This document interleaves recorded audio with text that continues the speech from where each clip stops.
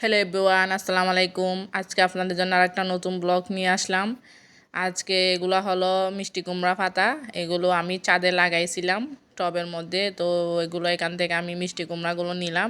এখানের সাথে আমি অন্য শাকও নিলাম। এরকম শাকগুলো সহ মিক্স করে রান্না করলে অসম্ভব একটা স্বাদ হয়। তা এগুলো মিষ্টি কুমড়া পাতা ছাদে লাগাইছিলাম, ওখান থেকে নিলাম। নিজের লাগানো গাছ থেকে শাকগুলা নিলে অনেক আনন্দ লাগে। তো এগুলো আমি নিলাম, নিয়ে এখন আমি এগুলো উপরের আঁশটা তুলে ফেলতেছি। এগুলো আজকে আমি ছোটো ছোটো করে রান্না করব। তো আমি এখন চুলায় চলে গেলাম। চুলায় আমি পেঁয়াজ দিয়ে দিলাম। পেঁয়াজ দিয়ে এখানে আমি হলুদের গুঁড়া, সামান্য লাল মরিচের গুঁড়া দিয়ে দিলাম।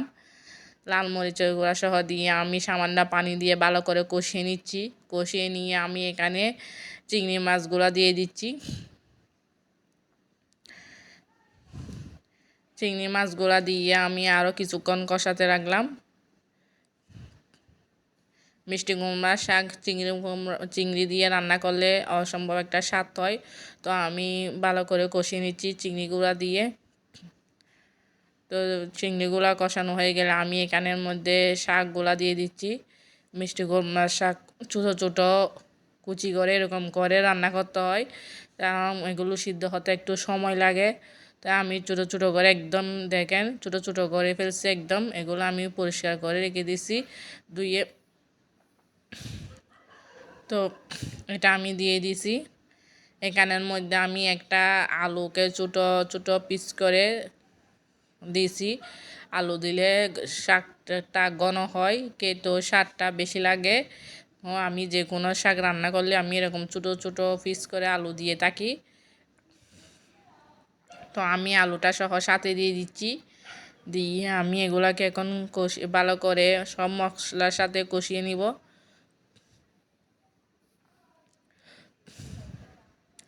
আমি কাঠি দিয়ে ভালো করে নেড়ে চেড়ে দিচ্ছি। আমি ভালো করে মশলার সাথে মিক্স করে কষান।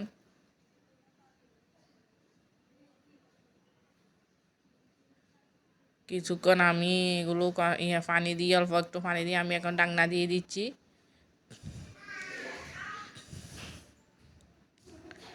শাকগুলো ভালো করে সিদ্ধ হওয়ার জন্য।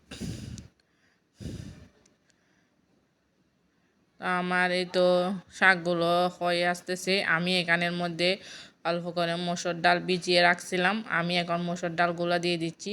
শাকের সাথে এরকম মিষ্টি কুমড়া শাকের মধ্যে যদি মসুর ডাল আর আলু দেওয়া হয়, এটা স্বাদটা অসম্ভব ভালো আসে। তো আমি এখানে একটা টমেটোকে ছোটো ছোটো পিস করে দিয়ে দিলাম।